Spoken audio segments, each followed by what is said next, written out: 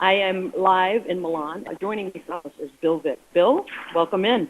Thank you, Elizabeth. I'm excited to be here virtually. Yeah, I wish you could be here with me, but you said to travel to Italy with me would be a little tough right now. And I really thought it was you just didn't want to travel with me and have pasta and wine. I wasn't sure. Actually, it's kind of interesting because when we patients fly and we have to be on oxygen, the airlines constrain us by saying we have to have roughly 3 hours of battery for every hours of flight. And with a 13-hour flight, nobody has that much money or time. Yeah, well, I'm sorry you can't be here, and I'm even more sorry that we can't figure out that oxygen situation. But as you know, and we've talked about before, the IPF Catalyst Challenge is trying to do just that, figure out a way to make patients' lives better, and figure out a way we can help with engineering solutions to some of these problems. So we're on it, Bill, I promise you. But here at ERS, we're talking about all sorts of different things, and it's been an amazing few days. And the reason you and I decided we wanted to do this webinar was we wanted to be able to let patients know what's happening around the world in the disease state and what they should be excited about from a research perspective and a clinical perspective and an innovation perspective. And hopefully we're going to be able to do some of that tonight with some of our guests. So I know you're excited about it as well. I am. All right. Well, let's bring in our first guest, Dr. Simon Walsh. Simon, it's good to have you here. It's an absolute honor. And Simon is an academic chest radiologist who works at, let's see if we can get us both. My head's so big it doesn't fit. Well, my head's even bigger. Okay, wait, there we go. Let's do that. That's better. Academic chest radiologist working at King's College in London, but doing his research at the Royal Brompton in London. However, you're an Irish lad. Yeah. I was actually born in London. I grew up in Ireland, however, through an Irish father and an English mother. I got my medical training in Ireland up until my specialist training in radiology, at which point I was lucky enough to have certainly one of the premier lung and IPF research institutes in the world in my neighbourhood, as in the Royal Brompton in London, while most of my colleagues have to travel to the States and around the world to do their fellowships in other specialties. I found one of the best places right next to me. And you're kind of unusual, right, from the perspective of, first of all, I'm unusual. You're unusual, but your background is, you kind of runs the gamut. And I want to hear a little bit about that, but also you're a radiologist who really works in the research field, which is kind of unusual just in and of itself. Yeah, I think in interstitial lung disease in general and in IPF, there aren't that many academic thoracic radiologists. I think most of the research output in interstitial lung disease and IPF comes from the physicians at the moment, One of the things that I did, I suppose, as a sort of career strategy was to focus my research on clinical problems so that it allowed me to collaborate with physicians and maybe get involved in more high-impact research that had direct impact on clinical care. Radiology, for some people who aren't radiologists, they sometimes see it as a sort of an ancillary specialty, a supportive specialty, which I think it is. But as you know, in interstitial lung disease and specifically IPF, radiology is central to the diagnosis of patients. So, I mean, it's really right at the fore in terms of research. Yeah, Bill, when you got your diagnosis, Bill, I know it came after an HRCT, as most diagnoses do. And so Simon's right in saying this is such a huge piece of an ILD or especially IPF disease. And Simon, if we could, talk a little bit about the importance of this and where you see this field going for patients. Where are the innovations right now? Okay, so really there are three big challenges for radiology at the moment. The first relates to diagnosis. And I suppose if we go back to 2011 and look at the diagnostic guidelines in terms of radiology, how you secure a diagnosis of IPF without proceeding to a lung biopsy, there are very strict guidelines as to what your imaging must look like, and everybody else needs a lung biopsy in order to secure a guideline by diagnosis of IPF. The problem with that is, however, a lot of patients either do not want to undergo a lung biopsy or they're not well enough to undergo a lung biopsy, and it's becoming increasingly apparent, not just from trial data but from observational studies, that the imaging appearances required to secure a diagnosis of usual interstitial pneumonia, which is the pattern we see on CT, and subsequently IPF, probably should be expanded to include patients who, in this particular setting, don't have what we call honeycombing on their CT. And I think we're going to find in upcoming guideline revisions that the imaging appearances that you need in order to secure a diagnosis of IPF are going to be expanded, which is great because it means that less patients are going to require lung biopsy to secure that diagnosis, and therefore will have access to treatment.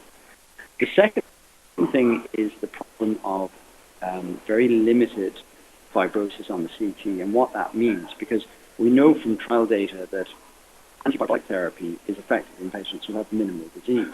But the problem is, So the problem is that we often don't capture these patients. Sometimes it's by luck that we see patients with what we would consider to be very early fibrosis in a pattern that we would be suspicious of, usual interstitial pneumonia, which then would be IPF.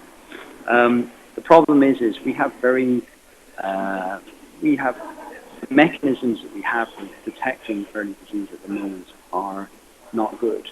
So that's a big challenge for us, and I think we're going to see more research into how we can expand our definition of IPF or UIP on the CT to include limited fibrosis.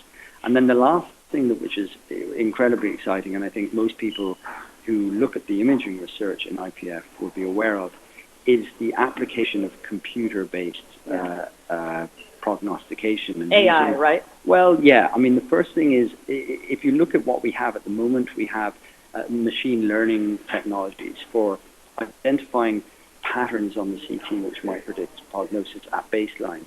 What's very interesting about this technology is that it's becoming apparent that this sort of computer-based assessment of disease on the CT is more sensitive to very, very subtle changes that occur over relatively short periods of time that a human radiologist wouldn't be able to detect. So that's very exciting work. The other thing is that among the radiology community and physicians, there's been a lot of discussion about setting up some sort of collaborative, open source imaging consortium whereby we can pool the imaging data sets all around the world for the purposes of applying artificial intelligence type technology. The aim being twofold. First, to develop systems which will assist in making a diagnosis, which I think is amazing. Which would be amazing, and I think that's really, really important because we all talk about the research, but all of these studies are performed in expert centers with expert radiologists and physicians. Not every hospital will have access to that kind of expertise. So these kinds of decision support technologies are going to be really important, I think. Levels the playing field? Well, maybe not levels the playing field, but I think it will increase diagnostic confidence for those physicians who maybe see IPF occasionally, but will have less experience. So that's the one part of the AI story, diagnosis.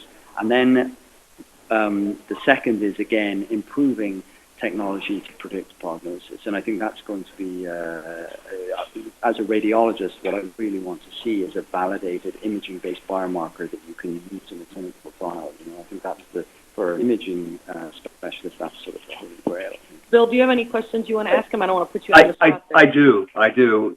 I think without exception, in the patient community in the United States, almost without exception, most patients go through a 2-year window, give or take, of time of getting a correct diagnosis. If I understand what you're saying, doctor, you're saying that with artificial intelligence, machine learning, the ability to process that scan to get a more conclusive prognosis and diagnosis is going to be improved enormously. Is that correct? Yeah, absolutely. I think it's important to put AI technology in context. I think we're a long way away from replacing a radiologist, and I'm, to be honest, sort of happy about that. Because your colleagues won't be happy with you. I don't want to be out of a job.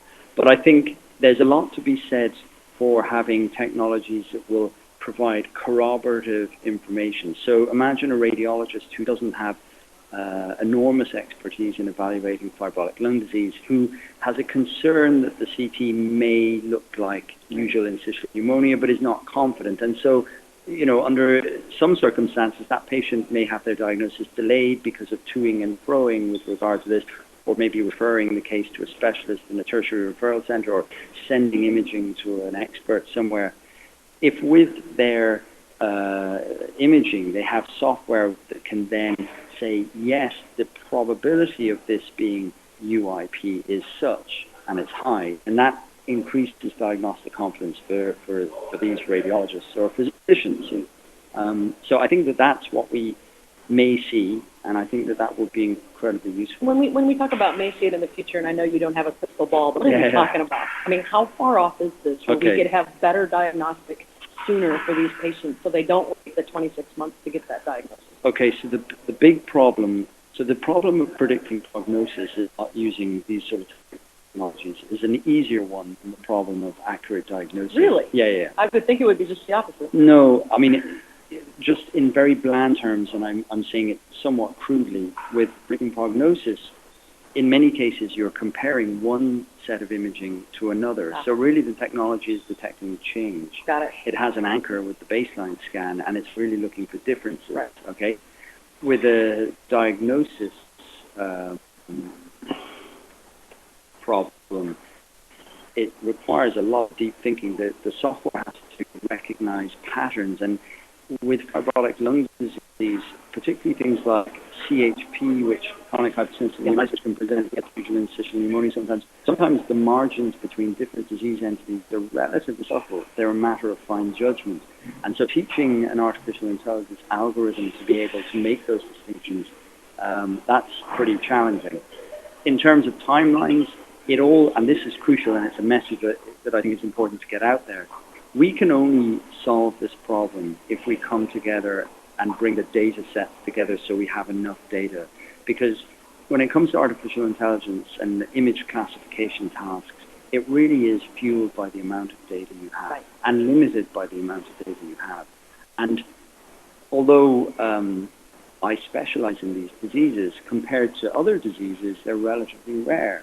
So no one center has a massive data set. And when I say massive, I mean... What is the number? Well, I mean, the biggest...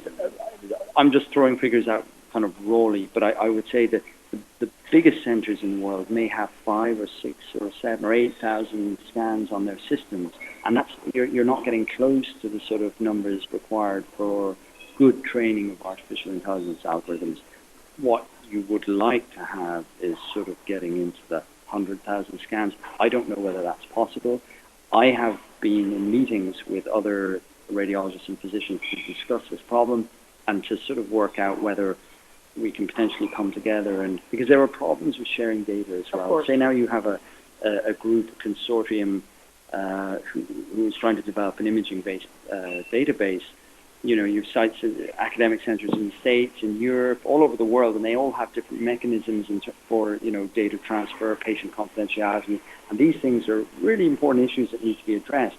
But at the same time, being a big fan of employing cutting-edge technology, I would not like to see that sort of thing get in the way of technological progress either. You know, it's sort of a balancing act. So this is something that we're discussing at the moment, and I'm hoping we will be able to come together and sort of harmonize our efforts, because that's really, in terms of diagnosis, that's really the only way we're going to do it, by generating big data sets. So what we should be hoping for and looking for and working towards is an HRCC consortium where we can pull these together to be able to have a mass set of data that we can really prove the theory. Yeah, exactly. And it also it could act as a database that individual academic centers working on their own technologies can use as a benchmarking sort of exercise. So we share it. We make it open source. Yeah, I mean, exactly. So that everybody can use it once you get it. Exactly. And really, there's a lot to be learned if you look at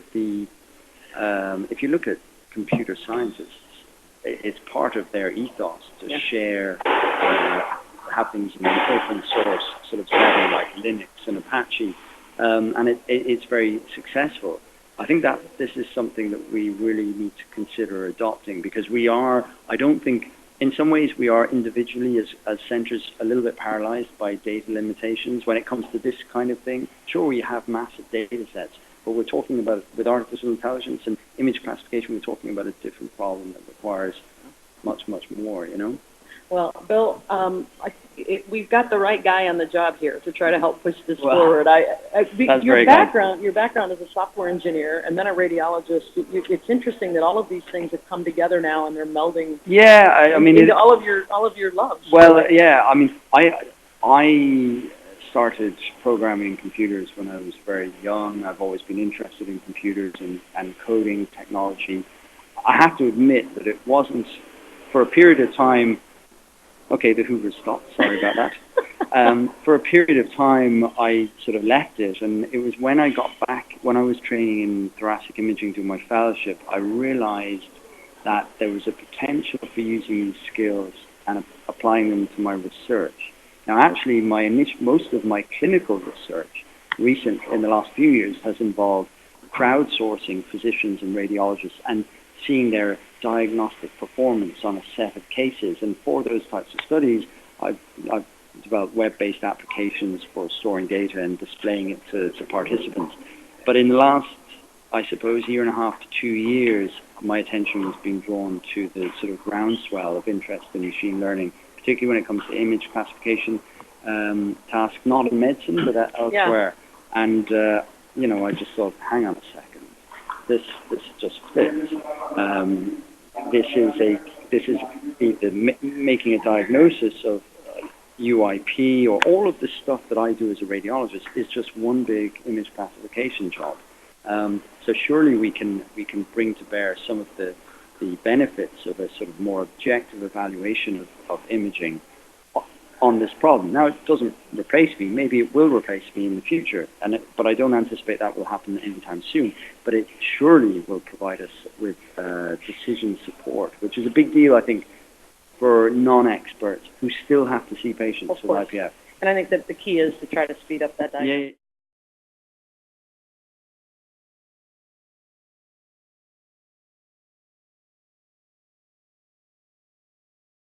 For me as a thoracic radiologist, and it's the thing that I always think about, is what does it look like when it's almost imperceptible on the CT? I don't think I have any concept of what really early IPF looks like. It may not have a look, I'm not sure.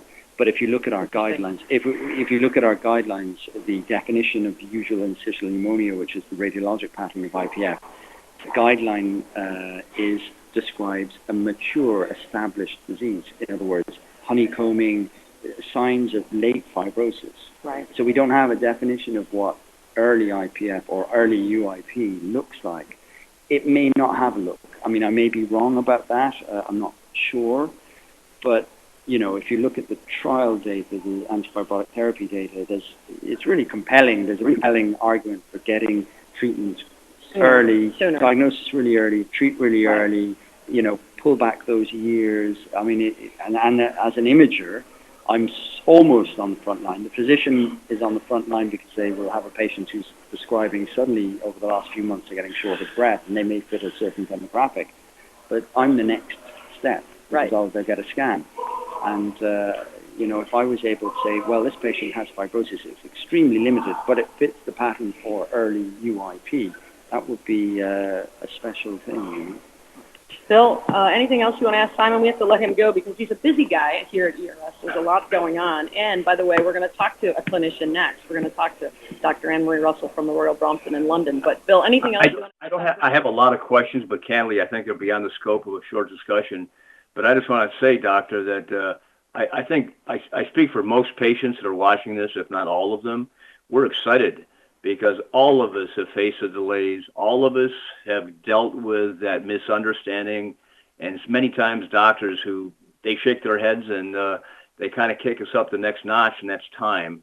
And every minute that we wait, every 13 minutes, someone else dies from IPF in the States. Well, Bill, I have to say it's a great pleasure to talk to you, and it's great to have contact with patients like this. As you can imagine, as a radiologist, I actually don't get to see patients. Yeah, that's right. That's right. It's special for me, so thank you very much. We appreciate you being here and appreciate what you're doing. Thank you. Thank you, Doctor. Thank you. Right. Well, Bill, as we talked about and as we promised everybody on this webinar, we wanted to talk about innovation and we wanted to talk about where things were going. And Simon is on the cutting edge of this, and it will mean a lot to patients if we can use these HRCTs to diagnose early, to maybe help predict some prognosis of what's going to happen next. And I know you love this stuff as much as I do, but I really believe we're on the brink of this, and it's something that patients should know about. Yes, I think one of the exciting things to me too is the fact this isn't localized. This is worldwide. PF is a disease without borders. And what I'm hearing here so far is the doctors, the clinicians, the radiologists recognize that. Yeah, totally. All right, well, we have another guest here from Milan. So we're in Milan, Italy. It's almost dinner time here. I can't believe how late people eat here, but it's almost dinner time here. So it's quieted down a little bit in the room that we're in. But we're very blessed to have with us, actually, over the last few months, as I've traveled around the world, I've gotten to meet some neat people. And Anne-Marie is one of my favorites that I've gotten to meet, Dr. Anne-Marie Russell from the Royal Brompton in London, joining us. Bill, have you ever had a chance to meet Anne-Marie in your... Only via LinkedIn and reading many, many, many articles that she has written. And yes, it's a great pleasure. It's a great pleasure. Very nice to meet you. And I think you know some of my friends, Colin and Eamon from... Yes. Well, yes. I hope they spoke highly of you, by the way. And so I'm doubly excited to hear some of the ideas you have, and I have some insight to some of them. Yeah. So we wanted to talk to Anne-Marie really quickly about a program that she's got going at the Royal Brompton. I should say Dr. Anne-Marie Russell is at the Royal Brompton, also at the National Heart and Lung Institute in London, right? That's right, yeah. And you work with some of the most renowned names as well in IPF. And I've been to your facility, and I've been with you. The passion at the Royal Brompton for this disease, the Royal Brompton in London for this disease, is unbelievable. You have a group of colleagues that desperately want to make a difference, not only on the science side, but what you're doing right now with quality of life and patient-reported outcomes. Yeah, no, absolutely. I mean, I would start off by saying, and we've just spoken to Simon, is that the diagnostics are exceedingly important, but behind the diagnostics is the patient, and so it's very important that we think about the holistic care of the patient, and that we think about helping people to live well, and then also think about helping people to die well, which is the reality of this condition. So for me, it's always very important that we think about patients with IPF rather than an IPF patient. I think the language is very important. Say that again. Say that, because I think that's important. Yeah. So say that again. I think it's exceedingly important that we talk about patients with IPF rather than IPF patients. We should always put the patient before the condition. Right. Bill, would you agree with that? There's a comment I have to make, because I believe in my heart of hearts and my soul that once we become patients, we change. We stop being people. And I think we collectively, as patients, do that. Once we become a patient, the medical community sees us differently. And sometimes we forget ourselves. We're people first. I think a person has to live with, it's easy to die. Living's hard. And I think a disease like IPF, the question mark that I have in my mind is, how do I live better? And how do I inspire others to accept the fact and make the choice to live better? What we did, so first of all, I think I have to acknowledge the fantastic work that the charitable organisations do, and the patient groups, because I feel that we're entering a new age of IPF management. I think it's the age of the patient. And so the diagnostic work and the pathophysiology, understanding the pathophysiology will come on track, but the patients are very much at the fore. And so when we're looking at the research base and thinking about palliative care, how we manage symptoms, how we help people to live well, there isn't an awful lot there in terms of pharmacological management other than antifibrotics that don't suit everybody. So we're very keen on thinking about other approaches that would help people enjoy the life that they've got left, but also to recognise what's normal, to recognise that if you're told you've got a life-limiting condition, you're going to have a distressed response to that. I don't think I've met anyone who hasn't had a distressed response. And that is, it's important to normalise that, and the distress will ebb, or you will learn to manage it in a different way. And so one of our projects was to look at singing for breathing. We were aware that obviously breathlessness is a cardinal sign of IPF. It's a distressing symptom. We're aware from 2 RCTs and COPD and from an extensive review of the literature that there is a little bit of an evidence base there that singing interventions in COPD can help with breath management. But we didn't know if it worked well for people with a restrictive lung condition. And so we were interested to explore the similarities and differences. A lot of people with pulmonary fibrosis do end up going to generic groups for pulmonary rehabilitation and generic groups for singing as well. And we know that in pulmonary rehabilitation, sometimes patients can suffer and can struggle with some of the exercises that are specifically there for COPD. So I had the privilege of working with a great team of people in our B&H Arts and with Zena Cave, who was our music therapist, who's very experienced with interventions. And we designed a bespoke 12-week program. But I have to say it was an iterative approach because it was experimental. We weren't quite sure how participants were going to cope. So you had 12 weeks. How many patients? So we started out with 12 patients. 12 patients over 12 weeks. They came every week. So we had weekly sessions on an afternoon. They kept a reflective diary, so we were able to qualitatively gather information about their experience during the course. The thematic analysis we looked at in terms of physical experience, psychological experience, cognitive experience, and social functioning. We did try to introduce some metrics. My IPF PROM wasn't ready at that stage. I was still doing the test retest with it. PROM is a patient-reported outcome measure. So what really do the patients achieve during this kind of a program? Yeah, and I guess those structured patient-reported outcome measures help when you're then presenting your financial case for keeping an intervention going. So I think the ones that we chose were probably not the right ones, or the group was too small, but we didn't really get any signal in terms of change from those hard outcomes. But from a qualitative perspective, I have to say that I attended the first few sessions. I learned a lot myself about the fact that I breathe really badly. Really? Oh, you mean when they were training you to have the singing? Yeah, it's hard work. So I was very impressed with the patients. I left there feeling exhausted.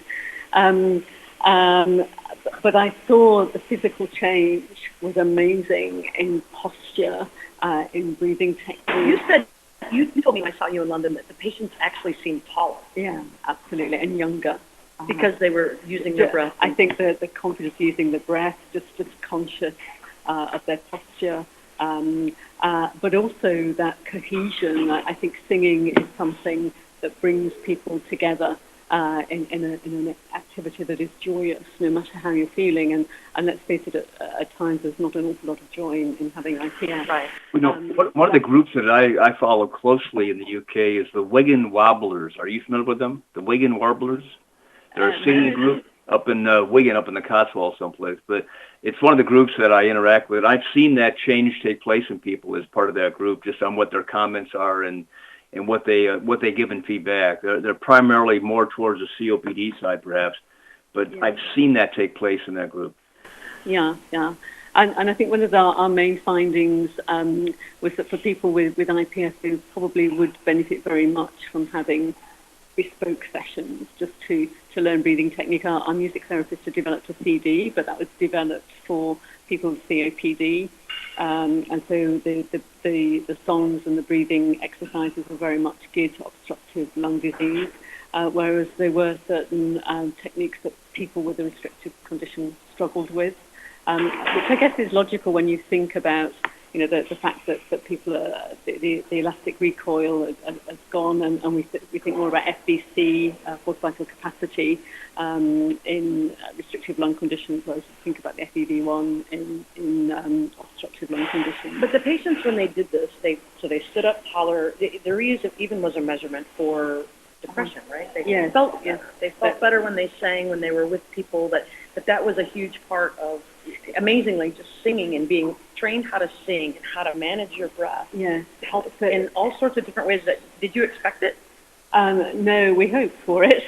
I think it was incredibly empowering. I think, and it fits with self-management. Yeah. Because we can teach these techniques, and then patients can take the CD home and they can practice, and they find that really beneficial.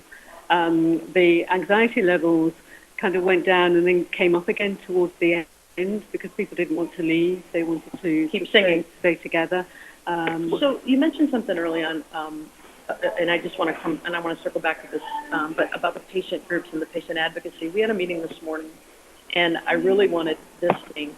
this is a program, your program at the Royal Brompton, that could be taken around the world. Would you agree that that's something that we could try to bring to life in a lot of different places?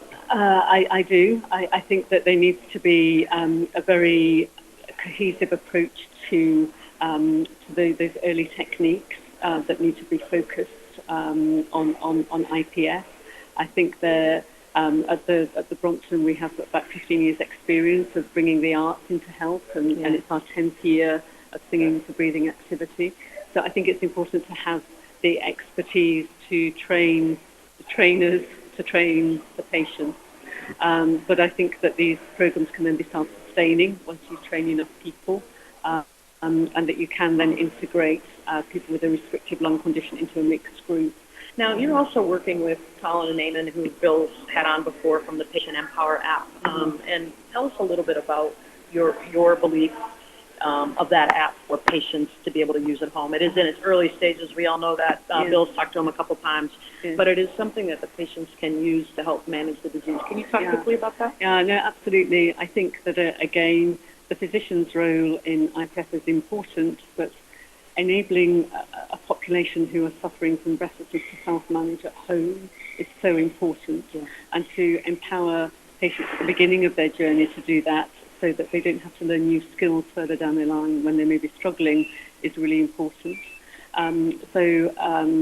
Part of my work has been to develop a patient-reported outcome measure using patient-centered methodology. So that took about 3 and a bit years of talking to patients throughout the UK to generate descriptors before applying the psychometrics. And so that gives an objective measure, and I know that's embedded into Eamon and Colin's IPF app. And I think that's important because that helps you objectively monitor what is a subjective experience of breathlessness and psychological distress. So we know this disease is heterogeneous in a lot of ways, but as it relates to the patients in the UK, same age range, same type that you see around the world for the most part? Yeah, absolutely. I'd say maybe at the Brompton we've got a slightly older population. Our mean age is maybe around 72. Whereas it might be a little bit younger at other centres. Bill, is there anything you want to ask Anne-Marie? I'm hogging this conversation. Yeah, I tell you, I've seen personally what's happened with my ability to gather information, look at it, management, and own it as my information. I look at my stats, my FVC, my oxygen saturation on an ongoing basis. And the degree of power that gives a patient, it's hard to express how much you gain from that. What you're talking about on the singing, however, I have to tell you, I would love to see, and why can't we see this? There are roughly 700 support groups in the United States. There's 45 in the UK. There's maybe another 70 worldwide. Why can't we have competitions for singing groups to do that? Wouldn't that be a cool idea? IPF Idol. Yes. Yes. You're coming up with more ideas for us to try to do. That's what's going on now. Yes. The IPF Idol. Anne-Marie, when we're done here, I'm going to play a video because you mentioned singing and you mentioned what it means. And we want to play a video for all the patients out there from world-renowned opera singer Renee Fleming, who we're very excited about, who is now who is lending her face and her voice to this disease to try to bring awareness. And we're going to talk about that in a minute. But I want to ask you the same question I asked Simon. So I know I'm putting you on the spot. Right. Okay. Right? Yeah. All right? Yeah. And you're used to this with me, right? Right. So if you could ask IPF, the disease, any question and had to answer you, what question would you ask it? My immediate gut response is to ask why. Why are you here? Why do we need you? What do we need to make you? What do we need to do to make you go away? Right. And in a very simplistic way. Yeah, Bill, it sounds a little like your answer to that question when I asked you once. Why me? Absolutely. And I think the how in that would be how do we tame IPF to minimise its impact. So I know that there's going to be people looking up Singing for Breathing and You, and Yeah, I know we're going to see more about it in the next, because Yeah, it's not I even hope published so. yet. So you just came No. on here and talked about it, and it's not even published yet in a study, but I know that we're hoping to bring it to life in a bigger way. Yeah, no, that would be fantastic. Yeah, So- something to sing about. Something to sing about for sure. Yeah. Anne-Marie, Dr. Anne-Marie Russell from the Royal Brompton in London, thank you so much Thank for everything you. you do. Bill, All we're right. going to go ahead and play that video. What do you think? Should we talk about that a second? I think it's exciting, and we have to know what it's about. All right. Renee Fleming, the world-renowned opera singer, here she is with a message for all of the patient advocates and all of the caregivers and all of the patients around the world with IPF. Here you go. Hello, I'm Renee Fleming. I've been fortunate in my career to travel the world and meet amazing audiences and hopefully touching them through the power of music. Some years ago, I met an inspiring family from Chicago who encouraged and supported me since becoming creative consultant at the Lyric Opera of Chicago, and who have become my friends. In July of 2015, that family lost their matriarch, my friend Julie, to idiopathic pulmonary fibrosis. I didn't know much about the disease then, but I do now, and it's time the rest of the world does too. To say that my lung capacity and breathing were important to my career is an understatement. Through singing, we learn all about breath capacity and control. That this disease takes away this ability is particularly devastating. I was shocked to learn that in the United States, as many people die from IPF each year as die from breast cancer. But most people have never heard of it. It's time to bring attention, advocacy, and education around the world together in the fight against IPF. People like Julie and so many others deserve nothing less. Thank you for your passion and your efforts in this battle against IPF. Well, that was Renee Fleming, who we were very excited to have a part of all of this with us, and Dr. Anne-Marie Russell from the Royal Brompton. I know she would love to be able to have Renee as a part of that as well. So, Bill, I don't know what you thought about that, but we're excited that more people are getting involved to try to bring this terrible disease some more attention to it, which brings advocacy, which brings education, which brings funding. And I think you agree, we need to bring this disease to light so that more people know about it and know what it is. Well, if we make enough noise, no pun intended, perhaps we can get some of that to light to shine underneath the bushel. Exactly. So we're going to have a couple more guests here at ERS, and I think I don't want to let this go by, but I asked you that question once. If you could ask IPF any question and had to answer it, what would it be? And what did you say? Why me? Why you? And I'm sure other patients feel the same way, which is why we're here and why we're working hard to try to find more innovation, more advances, more education opportunities, and more advocacy for this disease. So joining us now, we have another guest from Down Under. She came a long way to come to Milan. Heather Allen from the Australian Lung Foundation is joining us. And Bill, I don't know that, have you and Heather ever had a chance to meet? No, I don't think so. Heather and I have friends in common, Russell Winwood, as an example, and many, many other Aussies, particularly in the Gold Coast areas where my co-author on two of my books lives in the Gold Coast. So I have a special spot in my heart for Aussies. Okay, and Bill, I don't know whether you've heard anything of Bill Van Meerup, a patient of ours who just walked 700 kilometers across northern New South Wales. Yes, was it wonderful, wonderful effort. And Yes. raised $100,000. That's amazing. Going through and stopping in at schools and at pubs all along the way. Over 15 days, he walked and spoke to everyone along the way. People would do U-turns, and this is through outback Australia. Really? There's All I can think of is Crocodile Dundee, right? No, not enough water for that. But look, he was a real hero. He's one of my personal heroes, actually. It was amazing walk. 700 some miles, correct? 700 kilometers, so about 500 miles. Yeah. That did about 45 kilometers a day, and for a few days was doing it in huge headwinds. We had massive winds here in Australia. My understanding is that he measured it based on pubs. Is that correct? What he did tell me is that there are 12 steps between the white broken lines. Wow. And which you don't think so. How long has he been a patient? He was diagnosed 2 years ago. 2 years ago. And how old is he? he would be 62, I think, Wow. now. He worked in the agricultural business, so feels that perhaps some occupational exposure may have been involved here. But like many patients, shocked, experienced, went and got the diagnosis,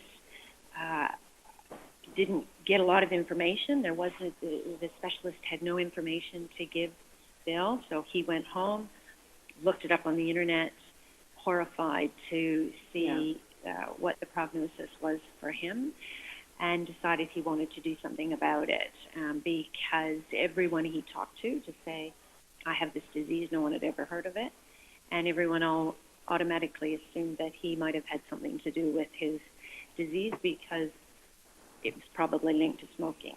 Bill, did you get a lot of that? People like, did you smoke? Did you get those kind of questions? I'll give you kind of a short question I ask people occasionally. And it's like if you meet three people you haven't seen in a long time, and they walk up to you and you say, how you doing? You say, fine. And one will say to you, in a whispering voice, I have breast cancer. And everyone in the group will say, oh, that's too bad. Is there anything we can do? And then another person walks up and says, I have prostate cancer. And everyone says, oh, can we do anything? And the third one says, I have IPF. And everyone says, what's that? Right. Or, I didn't know you smoked. Yes, or that, absolutely. One of the two. Yes. And it makes patients so damn angry, I can't begin to describe it to you, because most of us weren't necessarily smokers or any of that. Right. So talk a little bit, Heather, about what's going on in Australia. So it's a really smaller country than the U.S., but still you have a large number of patients, large number of IPF patients in Australia. Talk about some of the initiatives that you have going on. Yeah, so we face a bit of a challenge in Australia. We've got a small population in a vast geographic area. While we do have centres of large populations in the cities like Sydney and Melbourne, Brisbane and Perth, for many of our patients, they're in more rural and regional areas. So they can take advantage of the patient support groups that we might have or the education seminars that we might have that are face-to-face. So we looked at developing some way of linking patients who are otherwise quite isolated up with other patients, because we know one of the big gaps for these patients is to be able to talk to someone who understands what they're going through. And so we've developed a program called Peer Connect. So a patient can call us and we will provide information for them. They've got an online forum they can get onto. But to be able to share those personal experiences, we will link them up with another patient who might be close to them geographically if we can find that, but if not, they can speak to one another by phone or on the internet. And while we're doing this in a manual way now, what we would like to do eventually is to develop a digital platform that will allow people to come on and find one another. Well, and this morning, we had a meeting this morning of all of the advocacy groups from around the world, and not all of them were represented, unfortunately, but a fair number were represented. Spain and Germany and France and Australia and Canada, the U.S., both PFF, and another advocacy group who you're going to meet here in a little bit was also in the room, all sorts of people from all over. And this was one of the things that you shared, and heads, the Netherlands were there, and heads were going, we want to do this. We need to do this. How do we do this? I don't know about you, but I left that room this morning feeling so enthused by the advocacy group saying we need to all work together to make this a bigger noise. We need to get this disease state out so people know what it is, so that we can drive a halo effect of funding and of attention to this disease. And I came out of that room excited about what's happening already and what we can do to bring it to life in a bigger way. In many ways, a lot of the meeting went on after the formal part of the meeting closed, and cards were being exchanged, and well, I've got this, you can have this, and how did you do that? We'd like to do it. And I want to take Anne-Marie's singing program down to Australia. I would love to have that there.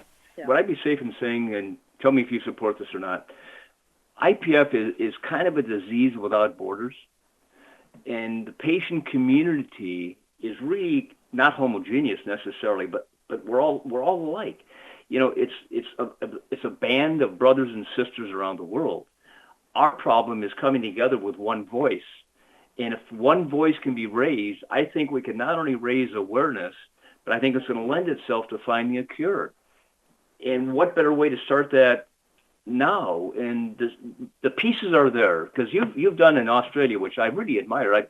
The last count I had, there's like close to 40 support groups in your country, which breaks out to about, I forget the exact number, but roughly you're twice the density of support groups per population than we are in the United States, as an example. So you've done a great job on that advocacy effort. But why can't that happen worldwide? Well, Bill, I think I wish everybody could have been in that room this morning. I really do, because it was full of passion and full of ideas and full of, we want to make this happen together and we want to collaborate together. And, the advocacy groups have an easier time doing that than some of the researchers around the world, just because of the way the system is set up. And we believe that we can knock some of those walls down as well. And we're trying to do that. But from the perspective of the advocacy groups this morning, there was great energy and great passion and great willingness to say, hey, the peer-to-peer, that's a great idea. Can we borrow that? That's singing for breathing. That's fantastic. Sure. The Irish Lung Foundation came in with a 2,000 steps program. I think that's got legs. That's got legs that can go around, pardon the pun. And we have a mentor program we're doing here with the IPF Warriors as an example that would lend itself to every support group. Absolutely. Why can't we all sing from the same sheet? We're talking about singing. Let's sing from the same sheet of music. And I think we can announce this now, because we were the ones that did it today, but we are creating a closed social network right now for advocacy groups around the world to continue sharing their assets, to continue having their conversations, and to continue to be able to bring things to life on a regular basis, not just once a year at conventions. So there was a great willingness to do that so that they could all share best practices with each other, and we can try to ignite the army that we need to ignite. And let's face it, our patients are already going on international They're there. sites. Yeah. They don't have any borders. So we as advocacy groups really need to follow that lead. Heather, I appreciate you being here and being a part of this. Thank you very much, Elizabeth, and thank you, Bill. All right. And Sal, next, coming up, Bill, did you want to add anything to that?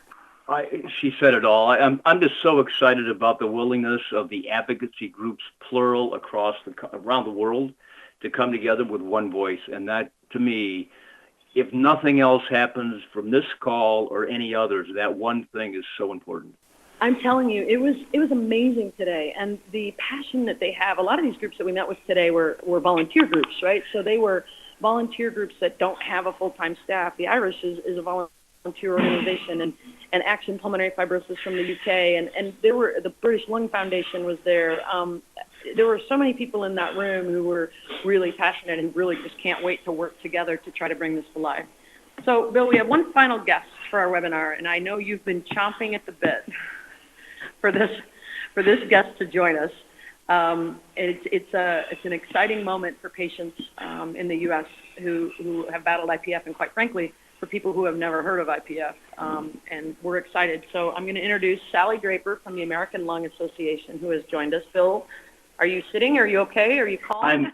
I'm not sitting. I am jumping up and down because I have an idea what Sally's going to say, and I can't wait for her to say it. Well, as part of the advocacy groups today here in Milan at the European Respiratory Society, we hosted a breakfast. Three Lakes Partners hosted a breakfast with all of the groups, and as I mentioned, they were well represented from the EU IPFF, from all sorts of countries all over Europe and the UK and Canada and Australia. We hope to do this again, as we said, on an ongoing basis in the very newly organized closed social network that will be created so that these groups can continue. But the Pulmonary Fibrosis Foundation, who's done a great job for the patients in the United States, was there. And also this year, Sally Draper from the American Lung Association has joined us. And we're excited to announce that you guys are joining the fight in a big way. We are, and we thank you to Three Lakes Partners, and thank you to Bill Vick, who's really been helping us all along the way. But we are so excited because for the first time, we are going to be launching online on lung.org a dedicated portal exclusively about IPF that'll contain resources about the disease, resources about treatment, caregiver resources, online chat feature with our lung helpline, even professional education. So it's going to be very comprehensive. It's well overdue, and we're so excited to be getting this done. Bill, I'm going to you. I'm having a hard time just talking, because I know what this means, because the American Lung Association, with its depth and vast ability to reach millions of people, has, and the jewel in the crown to me, from my perspective, is you have, 470 Better Breathing clubs in the United States, and those 470 Better Breathing clubs will now be addressing pulmonary fibrosis, and I hope to be intimately involved in bringing that to patients everywhere, and it's going to change lives, it's going to change families, caregivers, it's going to change the medical community's view. To me, it's the biggest thing in my 6 years of diagnosis. This is the biggest single thing, along with perhaps the release of 2 drugs. It's the biggest thing to happen. And I just can't tell you, Sally, how excited I am for all of the warriors that are looking at this or will see this. And just as importantly, for the generosity of the Lung Association. Your team, Catherine, everyone in the organization has been just overwhelmingly positive and supportive, and they want this to happen. And to Elizabeth and Ken and Three Lakes Partners making it happen as they have, I can't put anything on it except excitement. It is wonderful. I will add that you have been vital to this process, and we're expecting you and the Warriors to show up. Absolutely, in mass. The way we looked at this was we have an obligation to try to bring this information about this disease state to people who have never heard of it before. And when you think about that, the power of the American Lung Association with the database you have and the reach that you have and the reach that you have with clinicians, one of our biggest issues, and patients know this who are watching this, is getting a community clinician to know what IPF is and to be able to help get someone to an academic medical center to be able to get diagnosed sooner. Our intention with this entire thing is to bring that to life and to help these clinicians and these physicians be able to know more about this disease and what you guys are going to be able to do with the outreach with the Lung Force Expo, with your 470 Better Breathing clubs, and then with just the information online. We're excited about this partnership for the patients, but for the patients that are yet to be, and hopefully, if we do our jobs right, between the Pulmonary Fibrosis Foundation, who does a great job with patients who have already been diagnosed, and you guys for helping us reach people who have never heard of this, we're hoping to bring this really into the light in a big way. And again, this whole goal with the advocacy and education is to bring awareness to this disease so we can get more funding. It's as simple as that. It starts with the awareness of the disease, not only for the clinical side, but to try to get more funding for research for all these amazing people we've talked to today who have been trying so desperately to make a difference in this disease. I have a question for IPF. Uh-oh. What is it? Are you ready for the full onslaught of this group, of all the patient advocacy groups around the world, of all the researchers, and especially of Elizabeth Estes and Ken Bach? We are. I appreciate that, but I'm telling you, it was humbling today to be in that room with people who have been working so hard for so long, without fanfare, without enough funding, and they've been doing it to try to help patients' lives. For the patients who are watching, I'm telling you, there's some brilliant scientists around the world, in the U.S. and around the world, who have been doing this, and who are going to continue to do this. And they are, just like Anne-Marie is one of them, fighting for you every single day. And Bill, I know you know that as well. Yes. Well, I look at this as kind of a collective effort by all of us. We're the PF patients are, in my mind, a family of brothers and sisters. But now we have an uncle and an aunt that are going to help us reach those that haven't been reached yet, and also to help us reach not only the clinicians and the doctors who are starved for resources and awareness in the general population. And I can go on. But Sally, what you have announced here has repercussions that is just the biggest thing ever to happen in my mind. I'm so excited. We're pretty excited too. We're very excited too. So, hey, Bill, we're going to take some questions. I think we have a question about Anne-Marie Russell's. Yes, we can get. We have a singing coach in the southwest of England who's interested in helping with breathing. So, Anne-Marie, we're going to pass on your information. Patients are Kim Fredrickson, as we've had her on the last. Kim is wonderful, and we had her on the last webinar, and she said, "Thank you so much, Sally. Can't tell you how much this means to us as patients." So I know you guys are excited. Now, we should tell everybody the website will not be ready right away. We're working on it as we speak. So we're looking at rolling it out over the next 6 months. Yep. We'll probably roll it out in little bits and pieces, but there are going to be amazing Q&A ability, amazing learning modules for patients and caregivers, and also physicians and nurses and nurse practitioners. Yep. It will be, I hesitate to say this, I don't know, but it'll be in the vein of an asthma site on your, I mean, you guys are known for asthma and COPD and lung cancer. This will be as big, right? Absolutely. Right. Yeah, it's as I understand it in talking to Sally and some of the people at the Lung Association, they're approaching PF as an opportunity window to be solved in a drug, I mean not a drug rather, but a disease to find a cure, and also to raise awareness, bring together and bring to bear not simply the patients and families, but also that entire medical community into one voice. And that one voice is going to find a cure for this disease and help inspire people to live with it, not simply to roll up in a corner and die from it. Yeah, the Lung Force Expo, can we talk about that really quickly for people that don't know what that is? So the Better Breathing Clubs are for the patients and their families, right? And our whole intention this whole time is how do we help quality of life for patients and families? How do we bring attention and advocacy? And with that, how do we help make advances in this disease? But the Lung Force Expo is a really important part of what we're going to be doing with the American Lung Association. Can you quickly explain that? And then we'll take, if anybody has any questions, please feel free to type them on in. Sure. This March in Philadelphia, we will be piloting at a Lung Force Expo a means of bringing IPF not only to the patient and caregiver population, but also to healthcare providers. So this will be a one-day educational event, again, with those two tracks. And we are going to have an educational session for providers on IPF, and then for the patients and the providers, we'll have a plenary session that'll be about living with oxygen. I think I got that mixed up. And then we'll have a third session on living with chronic lung disease. The night before the expo, we will have provider education with CMEs, and we're hoping that by that we'll be able to attract primary care providers and others who are looking to learn more about the disease and learn how to diagnose. The CMEs are big, so certified medical education, all physicians and doctors have to continue their education, and this is one way for us to really bring IPF to light in Philadelphia and then hopefully beyond that in other cities.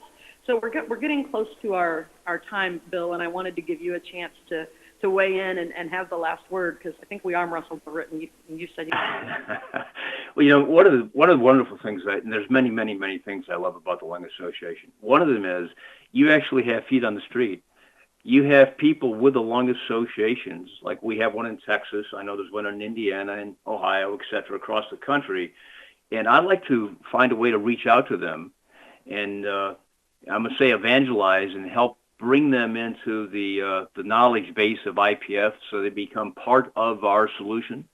And that's one of the things I'd like to follow up with this next week and with some of your staff, and also on training and the facilitators. One of the wonderful things that I see with the Lung Association and your Better Breathing Clubs is you train people, you train facilitators. You just don't kind of throw them out and go get them. They go through a structured training course and set. And I want to become part of that in some way to help them. Hey, Bill, we need to wrap it up.